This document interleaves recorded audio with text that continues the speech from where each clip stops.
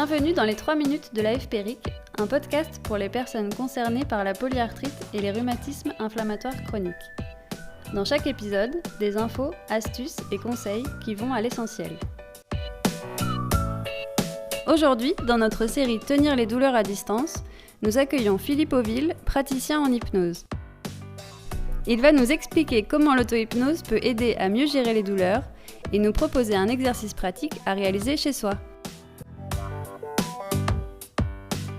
L'hypnose, qu'est-ce que c'est ?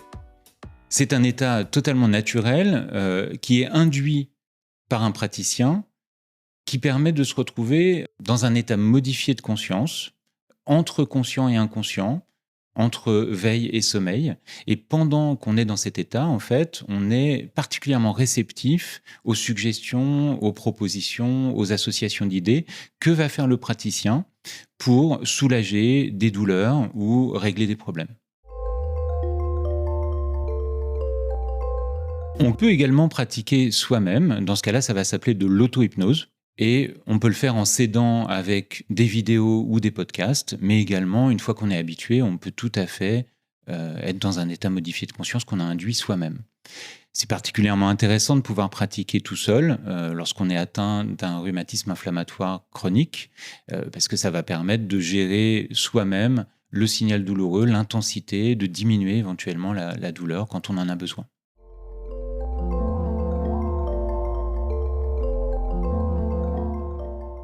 Je vous propose de faire un exercice. Installez-vous confortablement dans un endroit calme où vous ne serez pas dérangé. Préparez-vous à être dans un état modifié pendant 10-15 minutes. Si ça vous rassure, vous pouvez mettre un minuteur. Lorsque vous êtes installé, fermez les yeux et respirez profondément.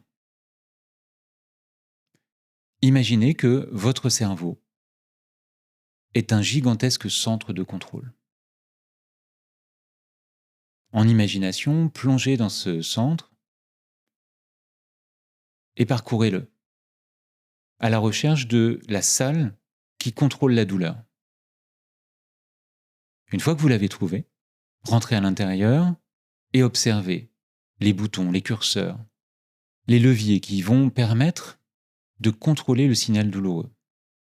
Jouez avec les leviers, modifiez leur position, appuyez sur les boutons.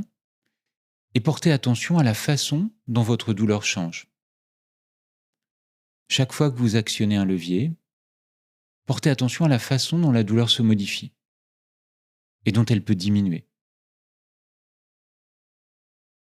Repérez les positions des leviers et des boutons, des curseurs, des interrupteurs, qui permettent de faire diminuer la douleur jusqu'au seuil où c'est le plus confortable pour vous. Une fois que vous avez trouvé les bons réglages, mémorisez-les. Et laissez le signal douloureux au niveau où il est vraiment le moins gênant pour vous. Une fois que vous avez atteint ce niveau, vous pouvez tranquillement commencer à sortir de l'état modifié de conscience et à revenir à des sensations beaucoup plus habituelles. Vous conserverez alors ce niveau de douleur pendant aussi longtemps que ce sera nécessaire, aussi longtemps que ce sera confortable pour vous. Bon exercice.